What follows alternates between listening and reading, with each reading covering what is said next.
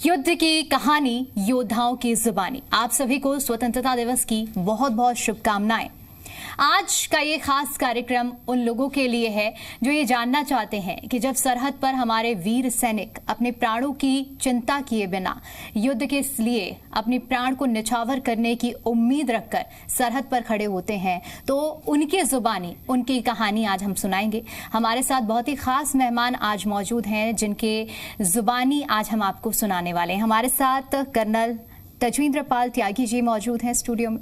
हमारे साथ यूके देवनाथ जी जो कि ग्रुप कैप्टन रह चुके हैं, वो भी स्टूडियो में मौजूद हैं, और कर्नल सुखविंदर सिंह राठी जी भी हमारे साथ मौजूद हैं। आप सभी का मैं बहुत बहुत स्वागत करती हूं। और आज हम समझेंगे आपसे कि जब एक योद्धा युद्ध के लिए मैदान पे उतरते हैं तो क्या भावनाएं होती हैं।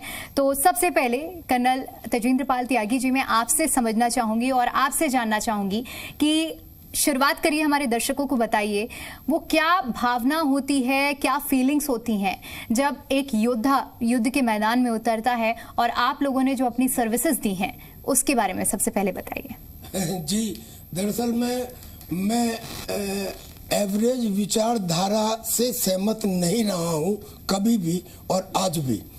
मैं युद्ध में शहीद होने के लिए नहीं गया था। मैं युद्ध में जिंदा रह के दुश्मन को मारने के लिए गया था। उस वक्त मुझको बहुत ज़्यादा तजुर्बा भी नहीं था। 1971 में ही मैं पास आउट हुआ और 1971 में ही युद्ध हो गया। और उस युद्ध में उस समय मैं लेफ्टिनेंट था, सेकंड लेफ्टिनेंट नहीं था, लेफ्टिनेंट था डायरेक्टली, क्योंकि मैं एक इंजीनियरिंग ग्रेजुएट था और उसके बाद मैंने फौज ज्वाइन की। मैं पट्टी, भिक्की विंड, खालरा इस एक्सिस के ऊपर तैनात था। 3 दिसंबर से लेके 17 दिसंबर तक युद्ध में प्रतिदिन मुझे कुछ ना कुछ अलग टास्क मिले। कभी बारूद बिछाने के, कभी बारूद हटाने के, कभी दुश्मन के साथ लड़ाई लड़ने के, और कभी इस किस्म के काम मिले कि हमें रिकॉनाइसेंस करनी है, दुश्मन की लाइन के पीछे जाना है।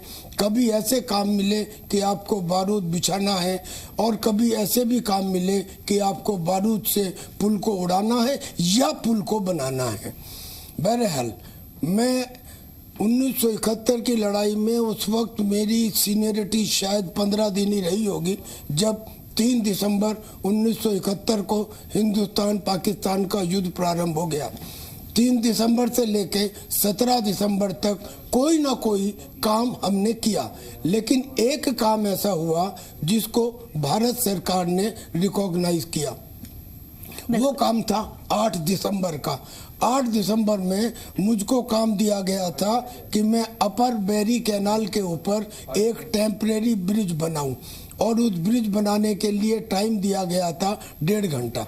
1.5 घंटे में वो ब्रिज बनाना था। मालूम नहीं था कि वहाँ पे सामने वाले चीना बेदी चंद गांव में दुश्मन आ चुका था, और दुश्मन ने अपनी LMG और MMG और राइफल्स वगैरह पेड़ों के ऊपर तैनात कर दी थी। वो पुल तो बन गया, लेकिन उस पुल के बाद, बनने के बाद, मेरे 5 लोगों के ऊपर अचानक फायर खुल गया। मैं भी उनके साथ था। मुझे तो गोली नहीं लगी, लेकिन मेरे 5 सिपाहियों को गोली लग गई। मौत जब सामने होती है तब आदमी कैसे यकीन करता है, ये किसी स्टूडियो में बैठ के बताया ही नहीं जा सकता। वो 5 आदमी जिनको अच्छे से समझाया था, मेरे सिपाही थे कि अगर ऐसा कुछ होता है तो क्या करना है, आरवी क्या है, कहाँ जाना है, लेकिन वो ये सोच के जब गोली लग गई उनको, तो वो सीधे सीधे आगे ही बढ़ गए और पाकिस्तान के उस चीना बेदी गांव चंद में ही घुस गए। और वहीं पे एक सरकंडे का झुंड था, ये सोच के कि मैं इनमें सुरक्षित रहूँगा, कैमोफ्लेज रहूँगा, दिखाई नहीं दूंगा, उसमें चले गए 5 रेंगते हुए। उसमें पानी था, पानी में जाके अकड़ गए। उसके बाद की कहानी में जब आप मेरे से दूसरा सवाल पूछेंगी तब बताऊंगा। लेकिन मैंने जो ये काम किया, उस समय मुझे कोई तजुर्बा नहीं था, मैं यंग ग्रेजुएट था। मैंने उनके पास गया, जाने के बाद महसूस किया कि मैं इन पांचों को निकाल के नहीं ले जा सकता जब तक मुझे मदद ना मिले। मैं वापस आया, मदद मांगी, मदद मिली, पांचों को निकाल के ले आए। वो बच भी गए, उनमें से 2 तो बोर्ड आउट हो गए, 3 वापस यूनिट में आ गए। जो यूनिट में वापस आ गए उन्होंने पूरी कहानी बताई कि दुश्मन के सामने कैसे मैं उनके साथ रहा और वो मेरे साथ रहे, और उसके हिसाब से मुझे भारत सरकार ने वीर चक्र प्रदान किया। बिल्कुल कैप्टन साहब, क्योंकि जो आप बता रहे हैं उसे यहाँ सुनकर हमारे लिए सुन पाना मुश्किल है, तो वहाँ सिचुएशन क्या रही होगी इसका अंदाज़ा लगाना भी बहुत ज़्यादा रोंगटे खड़े करने वाला होता है। ग्रुप कैप्टन यूके देवनाथ जी, अब मैं आपसे समझना चाहूँगी आपकी जो सर्विसेज का आपका जो एक्सपीरियंस रहा है। सबसे पहले तो हम, क्योंकि आप वो योद्धा हैं जिनसे जानना चाहता है, हर एक देश का नागरिक सुनना चाहता है कि आप लोगों का क्या अनुभव रहा है, तो सबसे पहले अपना अनुभव आप दर्शकों को बताइए। हाँ, देखिए, मैं 1979 में एयरफोर्स ज्वाइन किया बतौर फाइटर पायलट। शुरुआती दौर में मैंने हंटर एयरक्राफ्ट उड़ाया, फिर नैट उड़ाया और लास्ट में मैंने मिग 23 उड़ाया। मैं आज के आज़ादी के दिन दर्शकों को बताना चाहूँगा कि 1984 की बात है। अप्रैल के 28 तारीख को मेरी शादी हुई। अप्रैल के 29 तारीख को ससुराल में टेलीग्राम आ गया कि रिपोर्ट टू यूनिट इमीडिएटली। हुआ ये था कि अप्रैल के महीने में सियाचिन में एक्शन हो गया था। हमारी आर्मी ने सियाचिन ग्लेशियर को फतह पा ली, तो पाकिस्तान की आर्मी भी डिप्लॉय हो गई थी और पाकिस्तान की एयरफोर्स अपने मिग 19 विमानों को सियाचिन में हमारी आर्मी पोस्ट के ऊपर उड़ाना थी। देखिए, पीओके में वहाँ पर गिलगित के पास उनका एयरबेस है स्कार्दू, तो स्कार्दू से मिग 29 आते थे, सियाचिन के ऊपर आसमान में उड़कर वापस चले जाते थे। तो फिर आर्मी ने एयरफोर्स को रिपोर्ट किया कि ये पाकिस्तान की एयरफोर्स इस तरह से खुराफाती एक्शन कर रही है। तो इंडियन एयरफोर्स में मैं उस वक्त नेट उड़ाता था। हमारी स्क्वाड्रन 18 स्क्वाड्रन एयरफोर्स श्रीनगर में डिप्लॉयड थी। तो हमें काम मिला कि हम जाकर सियाचिन के ऊपर कॉम्बैट एयर पेट्रोल करें। तो होता क्या था कि मैं अब मई के महीने की बात बता रहा हूँ। हमारा काम था कि श्रीनगर से टेक ऑफ करो। 2 एयरक्राफ्ट जाते थे, नंबर 1, नंबर 2। क्योंकि मैं यंग ऑफिसर था तो मैं हमेशा नंबर 2 रहता था। उस जमाने में फ्लाइंग ऑफिसर था। तो हमारा काम था श्रीनगर से टेक ऑफ करके सियाचिन तक जाना। सियाचिन में जो हमारी आर्मी के पोस्ट थे वो सब 15,000 18,000 फीट की ऊंचाई पर थे। पाकिस्तानियों ने भी अपने पोस्ट सब 15,000 18,000 फीट पे रखे थे। तो एक आंकलन था कि हम वहां पर 20,000 22,000 फीट पे जाकर ऑर्बिट करते थे कॉम्बैट एयर पेट्रोल। उसका पर्पस ये था कि अगर मिग 19 आता है पाकिस्तान एयरफोर्स का, तो हमारा काम था कि हम अपने कॉम्बैट एयर पेट्रोल से उनको देखें और फिर उनका पीछा करें और उनको शूट डाउन करें। लेकिन पाकिस्तानी भी चतुर थे। जब वो अपने रेडार पर देखते थे कि सियाचिन के ऊपर इंडियन एयरफोर्स के नैट घूम रहे हैं, एक नहीं 2 घूम रहे हैं, तो वो आते नहीं थे। इस तरह के मिशन जो हमने किए, इससे एक फ़ायदा ये हुआ कि पाकिस्तान की एयरफोर्स ने बहुत जल्दी सीख लिया कि अगर वो सियाचिन के ऊपर आएंगे और हमारी आर्मी के जो मूवमेंट है उससे इंटरफेयर करने की कोशिश करेंगे, तो बच के वापस वो अपने एयरबेस में जाके लैंड नहीं करेंगे। हमारी यूनिट ने पूरे मई के महीने में और जून के महीने में दर्जनों ऐसे मिशन उड़ाए। मैं गर्व के साथ कहना चाहता हूं कि इन मिशन के दौरान हमारी स्क्वाड्रन ने जो मिशंस उड़ाए, बाद में ना सिर्फ एयर हेडक्वार्टर, ना सिर्फ मिनिस्ट्री ऑफ डिफेंस, राष्ट्रपति जी ने भी हमारे स्क्वाड्रन 18 स्क्वाड्रन एयरफोर्स को प्रशंसा पत्र दिया। जी बिल्कुल। हमारे साथ एक और कर्नल हैं यहाँ पर स्टूडियो में, कर्नल सुखविंदर सिंह राठी जी।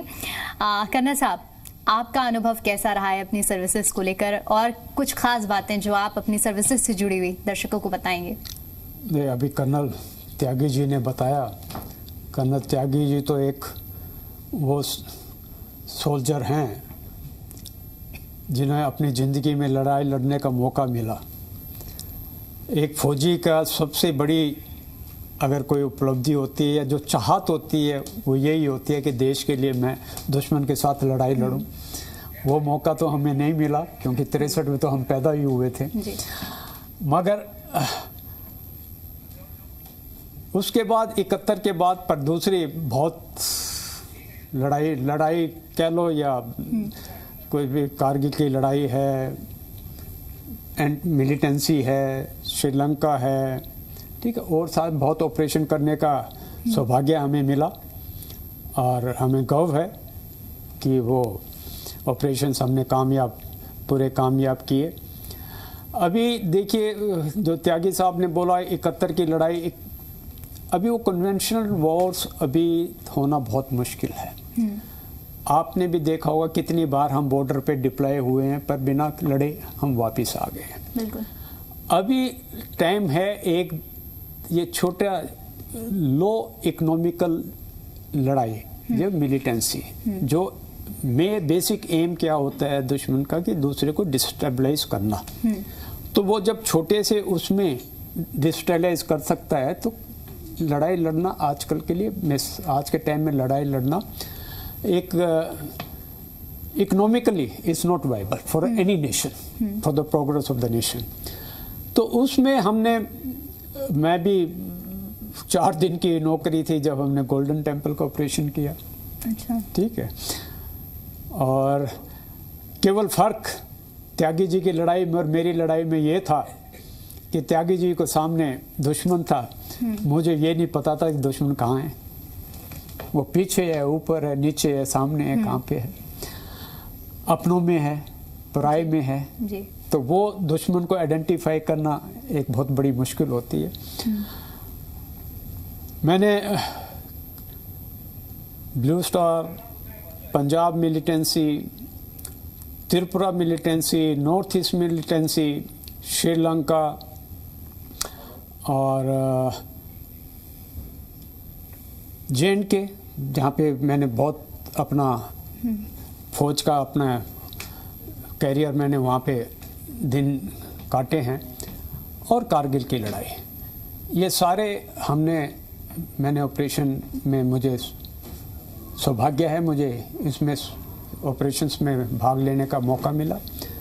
और मैं तो इतना ही कहूँगा अपने देशवासियों को इस इंडिपेंडेंस डे पे, और इतना ही आश्वासन दूंगा कि ये भारत की जो सेना है, चाहे वो 47 की लड़ाई थी, चाहे वो 62 की थी, 65 की थी, 71 की थी, कारगिल की लड़ाई थी, या और कोई था, या कुवैत में से बच्चे को निकालना है, बाढ़ आती है, बाढ़ में भूकंप आता है, भूकंप में जहाँ पे भी है, मैं इतना वादा करके जाता हूँ कि जो आपका सैनिक है आपको नीचे नहीं देखने देगा।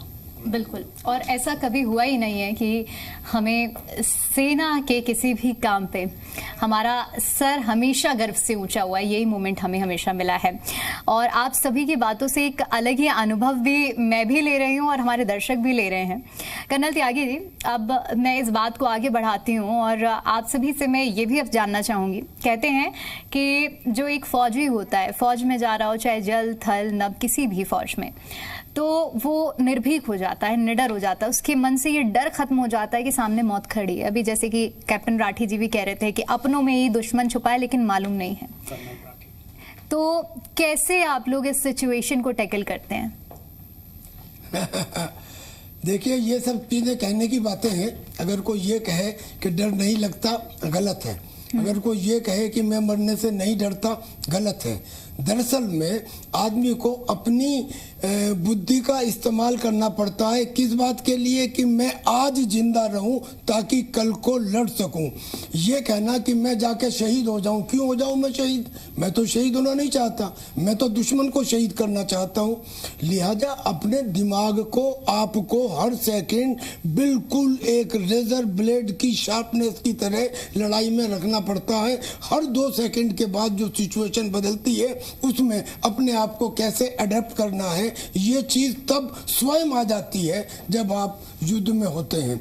युद्ध में ऐसा नहीं है कि एक गोली आ रही है आपके सामने नॉर्मल राइफल की गोली भी है, लाइट मशीन गन की गोली भी है, मीडियम मशीन गन की गोली भी है, बम्बार्डमेंट भी है, हैवी बम्बार्डमेंट, मीडियम बम्बार्डमेंट और ऊपर से एयर बम्बार्डमेंट भी। कितनी तरह के फायर आपके पास आते हैं।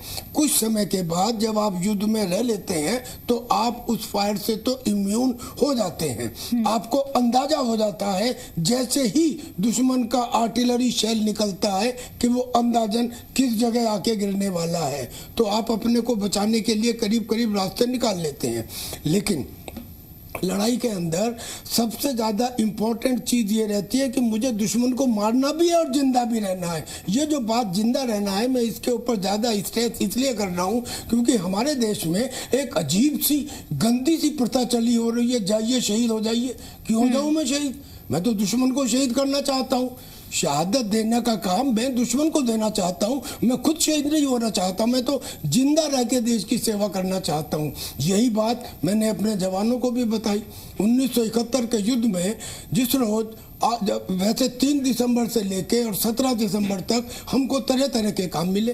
कभी बारूद बिछाने के, कभी बारूद हटाने के, कभी लड़ाई लड़ने के बाकायदा as a platoon in the assault formation, कभी पुल बनाने के, कभी पुल डेमोलिश करने के।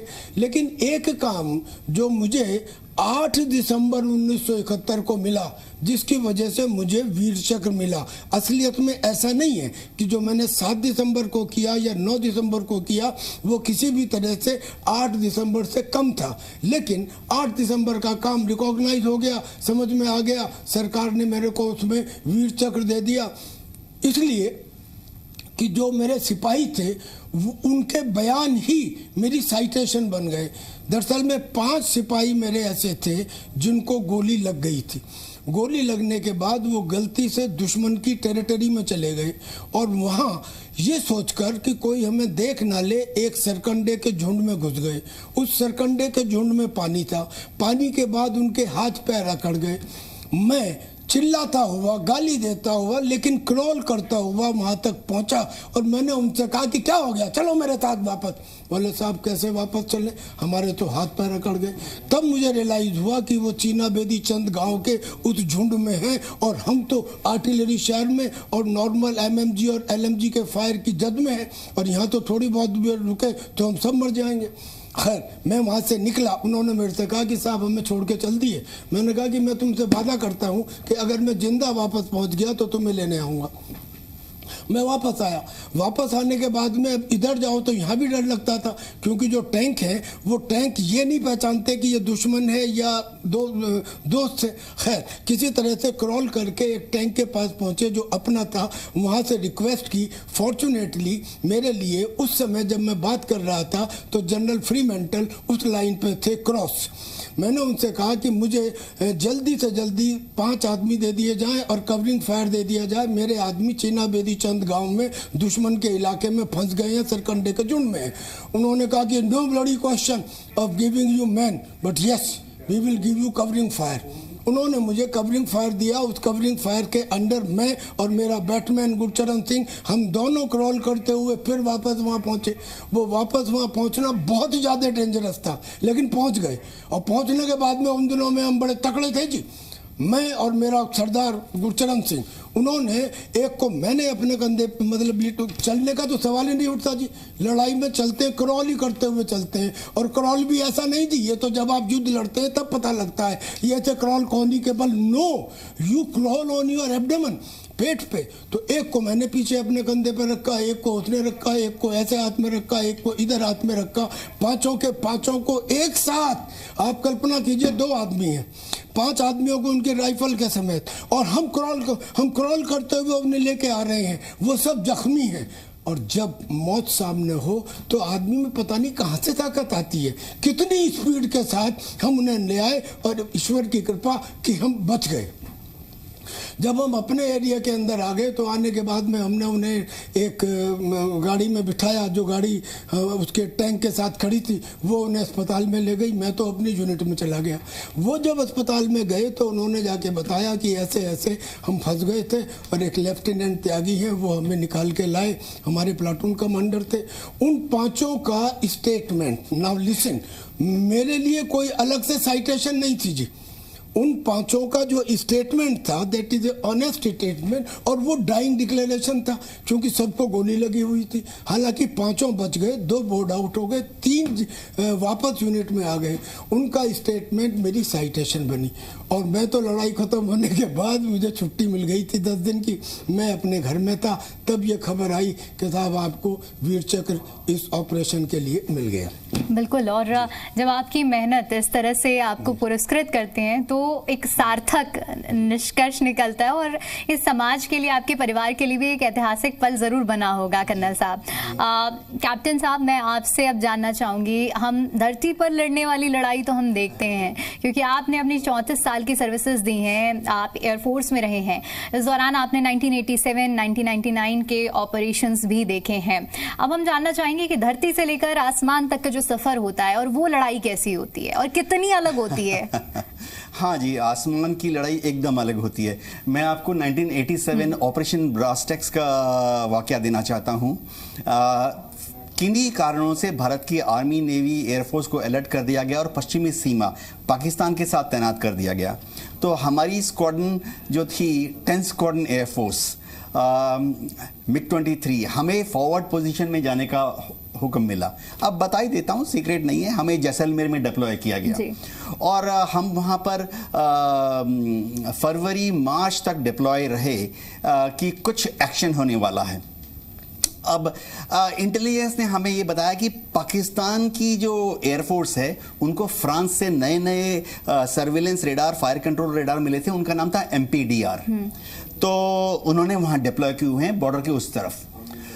उनका एक बेस था सकर की तरफ, और इसी तरह से उनको एक नया एंटी एयरक्राफ्ट मिसाइल मिल गया था, Crotale laser guided anti aircraft missile system.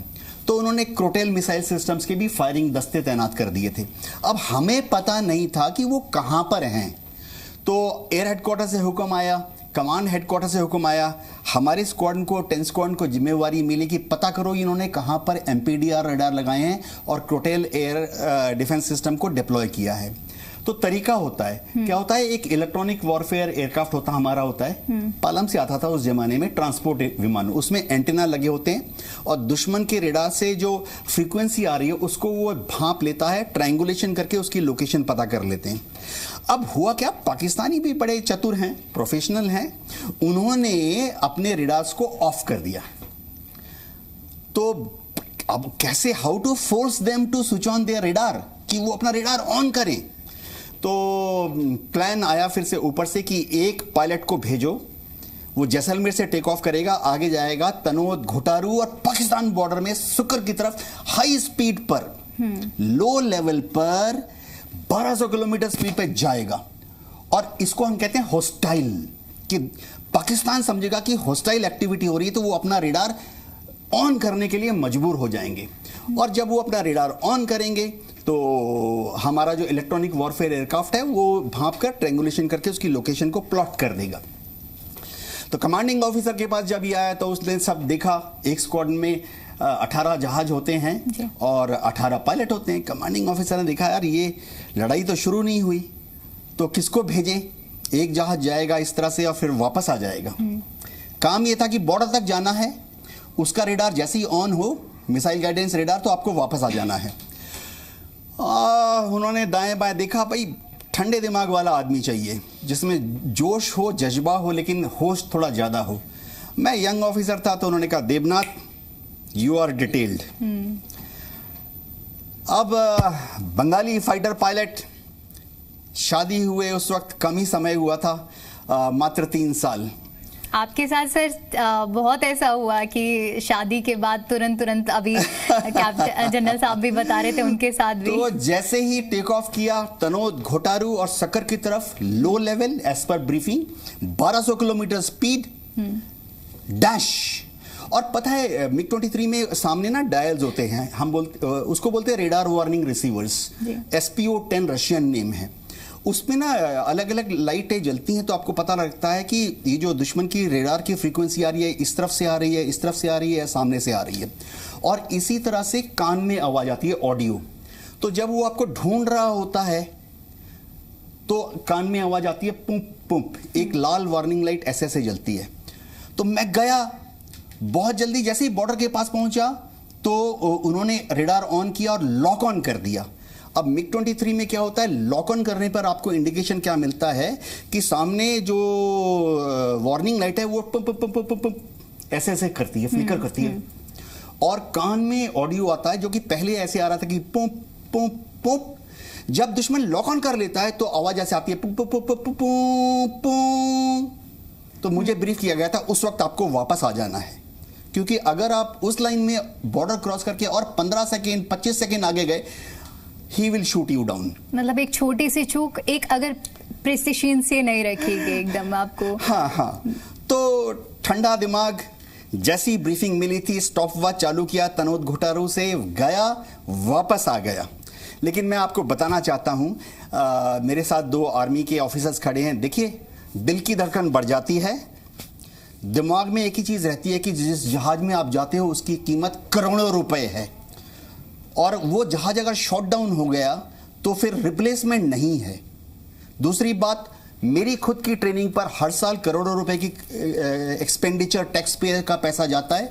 तो खुद को भी बचाना है, हवाई जहाज को भी बचाना है। मिशन में जो थोड़ी सी ब्रीफिंग दी गई है, ऑब्जेक्टिव, उसको हासिल करके वापस आ जाना है। दिल की धड़कन, ब्लड प्रेशर ऊंचा हो जाता है, लेकिन जब आके लैंड करते हैं तो तसल्ली होती है और खुशी होती है कि आपने थोड़ा सा कंट्रीब्यूट किया। अच्छी बात है ये हो गई, अगले दिन ही रिपोर्ट आ गई कि इनके यहाँ पर MPDR डिप्लॉयड है, यहाँ पर क्रोटेल मिसाइल सिस्टम डिप्लॉयड है।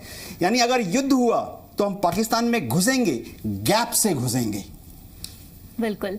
और ये एक्सपीरियंसेस ही होते हैं, जब उस वक्त घटनाएं हो रही होती है तब किसी को मालूम नहीं पड़ता है, लेकिन जब उनकी कहानी सुना जाए तो अनुभव कुछ अलग होता है। कर्नल राठी जी, मैं अब आपसे वो सवाल और वो जवाब चाहूंगी कि जब एक व्यक्ति के सामने, एक आर्मी ऑफिसर के सामने एक दुश्मन और उसकी गोलियां होती हैं, तो उस वक्त दिमाग में क्या होता है? मिशन या फिर डर, भय, किस तरह की फीलिंग होती है? मैडम, अभी मेरे दोनों साथियों ने, मेरे सीनियर्स, इन्होंने अपने अपनी कहानी बताई, तो इससे बिल्कुल स्पष्ट है जो अभी केरला की हाई कोर्ट ने भी कहा है सैनिक के बारे में, कि सैनिक देश के लिए एक ब्लैंक चेक साइन करके जाता है। तो ये वो ब्लैंक चेक है जो कथा इन्होंने बताई है, ये वो ब्लैंक चेक है। जो आपने क्वेश्चन पूछा है उसका सबसे सिंपल मैं आपको आंसर देता हूं, कारगिल की लड़ाई। जी। कारगिल की लड़ाई थी, और मैं आपको गर्व होना चाहिए, गर्व है, इस देश के लोगों को अपनी सेना के ऊपर गर्व है कि ये केवल, मैं पर इतना जरूर बताना चाहता हूं कि ये लड़ाई, कारगिल की लड़ाई, अगर कोई देश, कोई पूरे विश्व में अगर कोई सेना लड़ सकती थी तो वो भारत की सेना लड़ सकती थी। वो इसलिए लड़ सकती है क्योंकि वो अपने देशवासियों से प्यार करती है। बिल्कुल। कारगिल की लड़ाई के ऊपर आपको पहाड़ के ऊपर चढ़ना है। आपको ऊपर जो बैठा है, आप अपना, मैं एक सिंपल सा उदाहरण देता हूं कि आपके मोहल्ले में कोई लड़ाई हो गई है, आप अपनी छत के ऊपर बैठे हो, नीचे वाले के पास बंदूक है और आपके पास पत्थर है, उसकी बंदूक कोई यूज की नहीं है, आप पत्थर से ही उसे मार दोगे। तो वही हाल मिस वहाँ पे था कि आप ऊपर जा रहे हो, ऊपर वो बैठा है और उसके पास पत्थर नहीं थे, उसके पास मशीन गने, रॉकेट लॉन्चर्स, ठीक है, माइंस, सब बंकर्स, सब कुछ उसके पास था। और मुझे मालूम था, जब मुझे दोनों मेरे सीनियर्स ने बोला कि कि उनकी एक की 15 दिन पहले शादी हुई थी, एक की 3 साल पहले शादी हुई थी। जब मैं कारगिल के लिए मैं गया तो मेरी बेटी 6 महीने की थी, मैंने उसको देखा भी नहीं था। तो ये जो कारगिल की जो लड़ाई थी, मुझे मालूम है कि मैं वापस नहीं आऊँगा, और जज्बा कितना है इस देश की सेना का। मैं एक उदाहरण, ये केवल मैं अपनी बात नहीं कर रहा, ये पूरे जितने भी सैनिक है, भारत की सेना है, पूरों की वही मेंटलिटी है, वही जज्बा है, वही जोश है। मैं सेकंड इन कमांड था बटालियन का। मेरा काम है पीछे बैठ के और आगे रीइंफोर्समेंट भेजना, बारूद भेजना और भेजना। पर मैंने अपने सीईओ को बोला कि नहीं, मैं लड़ाई के लिए जाऊंगा, अपनी कंपनी को लेके जाऊंगा, अगर आप मुझे नहीं भेजोगे तो आई डिसओबे योर ऑर्डर। और मैं वो देख रहा हूँ कितनी लाशें, 900 से ज़्यादा इस ऑपरेशन में हमारे शहीदों ने बलिदान दिया।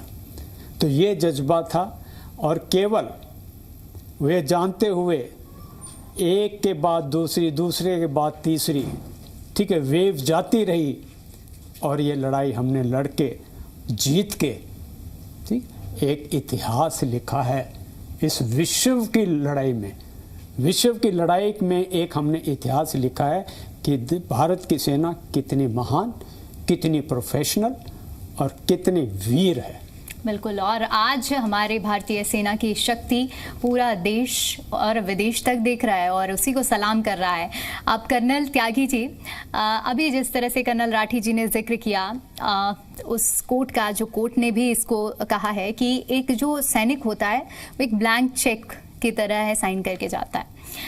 मैं आप तीनों से ही आप लोगों के एक छोटे छोटे एक्सपीरियंस जानना चाहूँगी। सेना में जाना, सेना में सिलेक्शन होना ठीक है, लेकिन जब ये पक्का हो जाता है कि अब उस माँ का बेटा सेना के लिए पूरी तरह से निछावर हो गया है, तब आपके घर परिवार में पता चला था, तो आपके परिवार का क्या उस समय में खुशी थी, या उन लोगों ने उसे किस तरह से देखा था?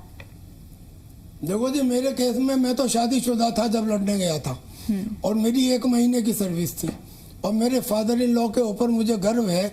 ज़्यादातर लोग ये कहते हैं, हाय बेटे हमने मना किया था, फौज में चला गया, लड़ाई हो गई, मर जाएगा, सवाल ही नहीं उठता जी। उन्होंने मेरे से कहा कि गर्व से लड़ना, और ऐसा ही हुआ।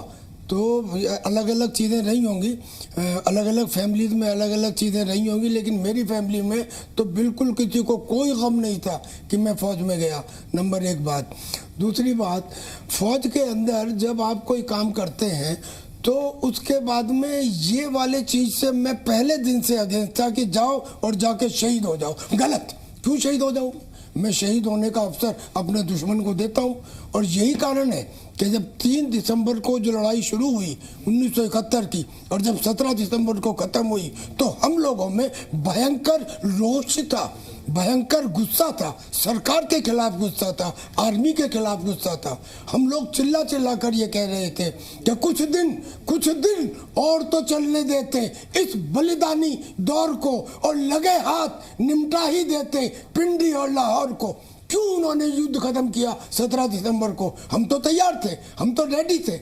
अरे वेस्टर्न फ्रंट के ऊपर हमने जो काम किए वो इस तरह के थे कि अगर हमें 2 दिन और मिल जाते तो हम लाहौर तक चले जाते, लेकिन युद्ध रोक दिया गया। तब कभी कभी इस बातों में दुख होता है। खैर, मेरा सोचना कुल मिला के इतना है कि हम इस वाले सेंटेंस से भयंकर दुखी हैं कि जाओ और जाके शहीद हो जाओ। नहीं जी, शहीद होने का गौरव तो हम अपने दुश्मनों को देना चाहते हैं, हम शहीद नहीं होना चाहते। हम तो जिंदा रह के देश की सेवा करना चाहते हैं। यही बात मैं तो अपने प्लाटून को बताता था।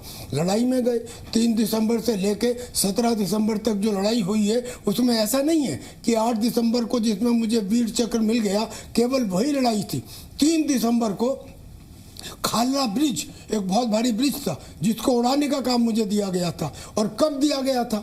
यानी कि वो ब्रिज उड़ाने के लिए रात को 7 बजे से तैयार था।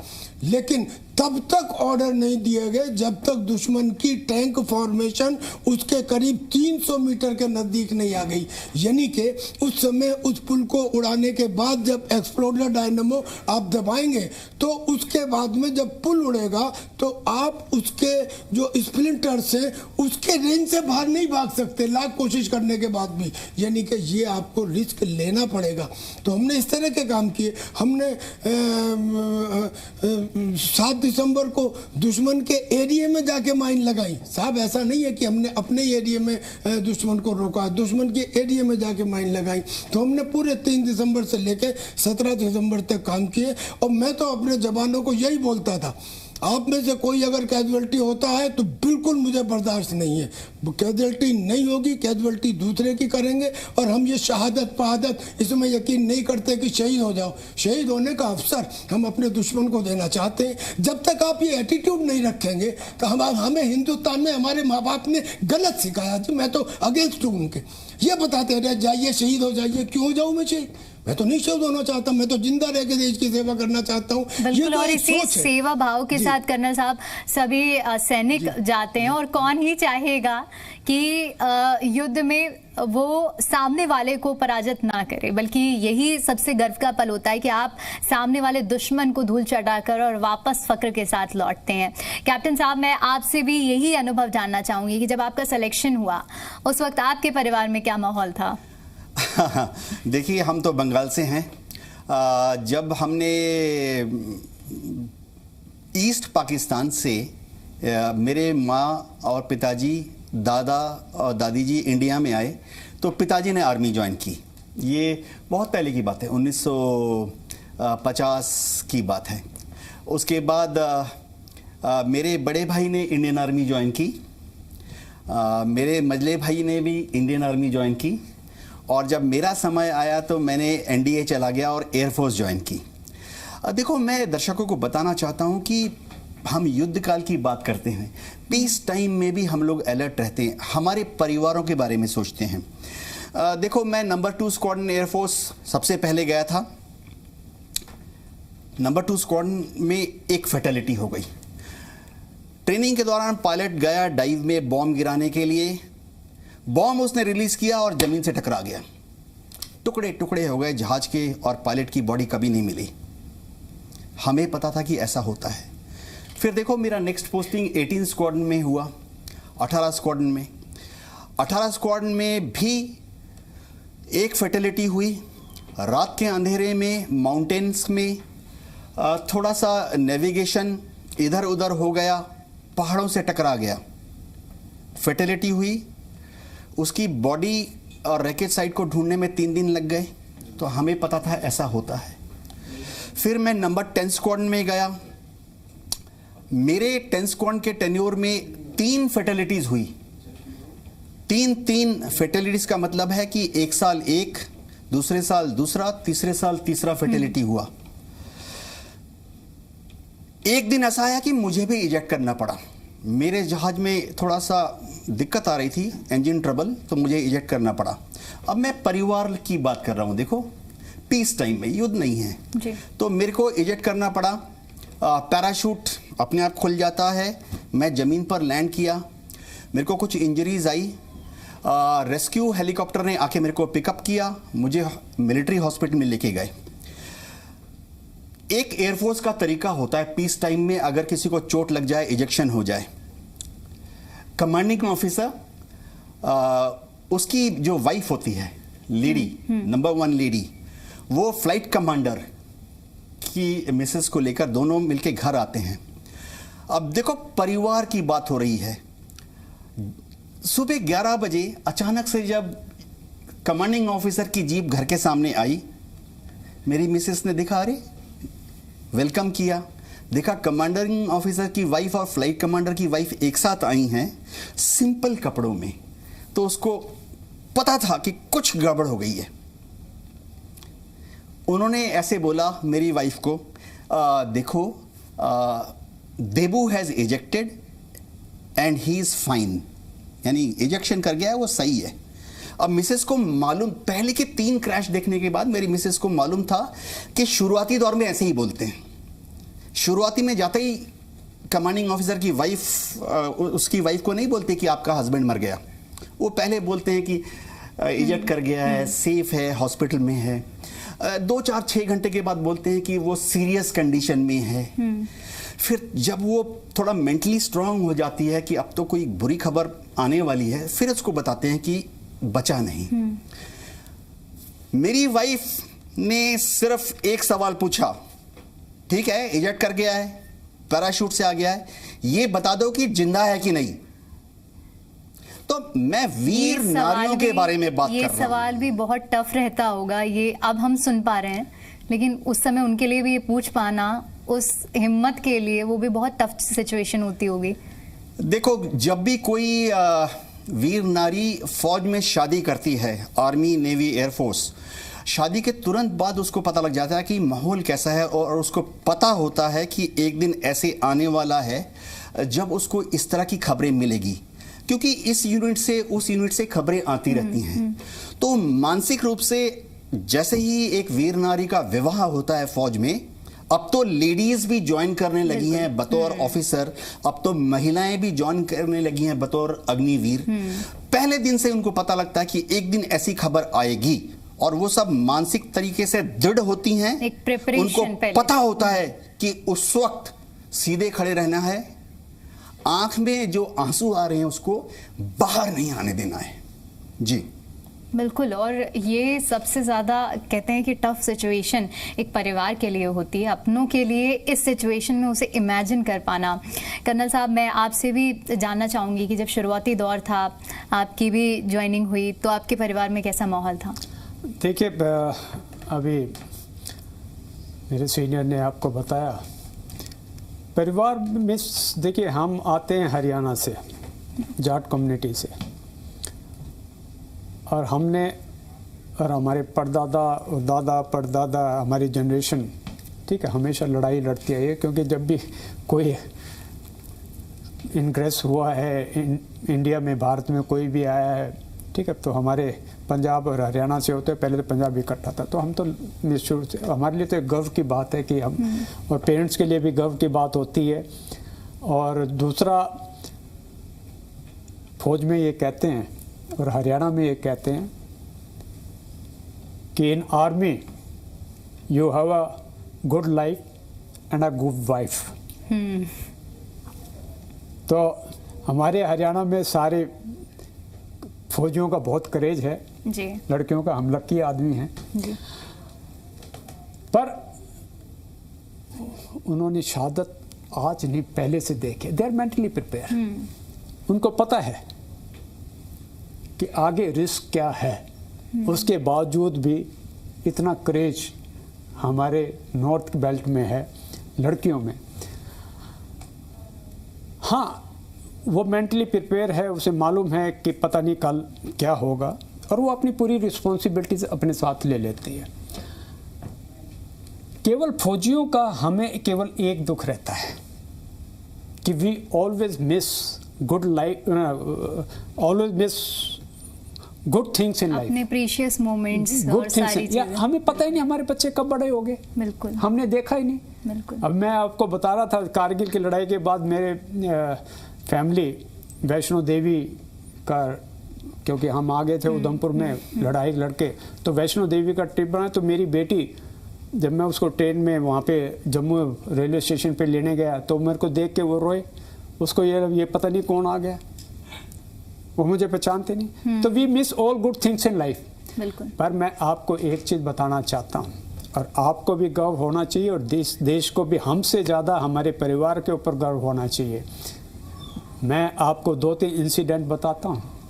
महम के नायक सुभाष का जब पवित्र शरीर उसके घर में आया था, 1 साल उसकी शादी को हुआ था, 1 महीने 15 दिन का उसका बेटा था।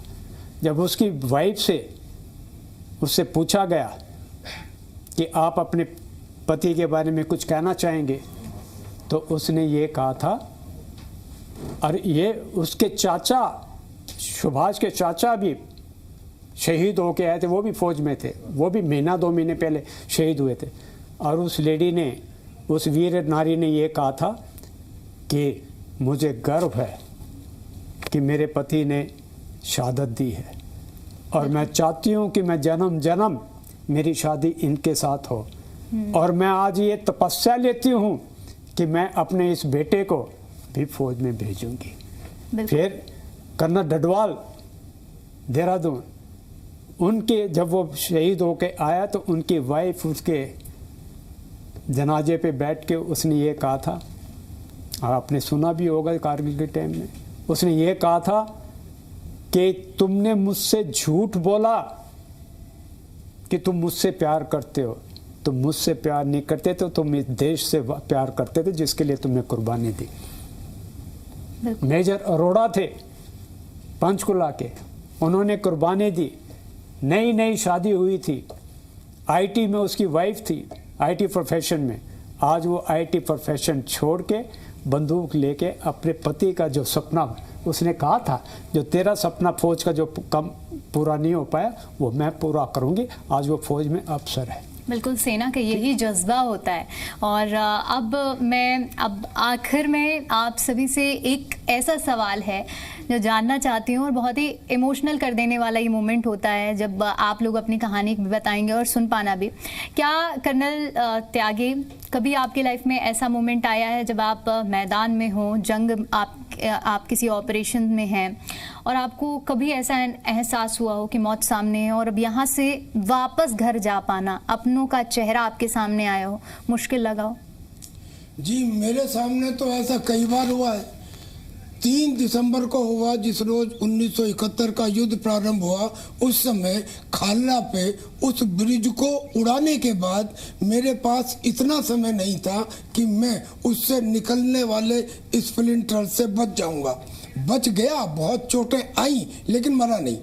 फिर उसके बाद में 8 दिसंबर को जिस रोज जिसकी एक्ट की वजह से मुझे वीर चक्र मिला, उस रोज ये स्थिति थी कि दिन में 2 बजे से लेके और शाम के 7 बजे तक 3 ऐसे मौके आए जब ये लगा कि शायद ये जिंदगी का आखिरी टाइम है। जब हम दुश्मन के चीना बेदी चंद गांव में जा रहे थे अपने फंसे हुए जवानों को निकालने के लिए, जब उनको लेके वापस आ रहे थे, और तीसरा उस समय जब जो मुझे पुल बनाने का काम दिया गया था, जब उस पुल को बनाने के बाद फाइनली एक दफ़ा कमांडर उसके ऊपर चल के देखता है कि सब चीज़ें ठीक है। 3 ऐसे मौके आए कि हर मौके पर लगा कि इसमें मौत हो जाएगी। इस किस्म के छोटे छोटे मौके बहुत आए। एक ऐसा भी मौका आया कि एक गाय थी और एक बछड़ा था, एक गांव से निकल रहे थे, गांव खाली था, गाय और बछड़े एक दूसरे से अलग अलग बंधे हुए थे। पता नहीं मेरे क्या दिमाग में आया, मैंने गाय को खोल दिया। अब वो गाय बजाय इसके कि वो अपना जो न्यार पड़ा हुआ था उसे खाए, वो बछड़े के पास गई, पेट उसका अटका हुआ था लेकिन फिर भी बछड़े को दूध पिलाने गई। बड़ा अजीब सा मोमेंट था। खैर हम आगे चले। जैसे ही मैं आगे पैर रखने वाला था, पीछे वाले मेरे हवलदार मोहन सिंह ने कहा सर, पीछे खींचा, आगे माइन थी, यानी कि बारूद, अगर पैर पड़ जाता तो पैर कट जाता। उसमें NM14 माइन में आदमी मरता नहीं है लेकिन पैर कट जाता है। यानी इस किस्म के इंस्टांसेस करीब करीब 3 दिसंबर से 17 दिसंबर तक रोजाना हुए।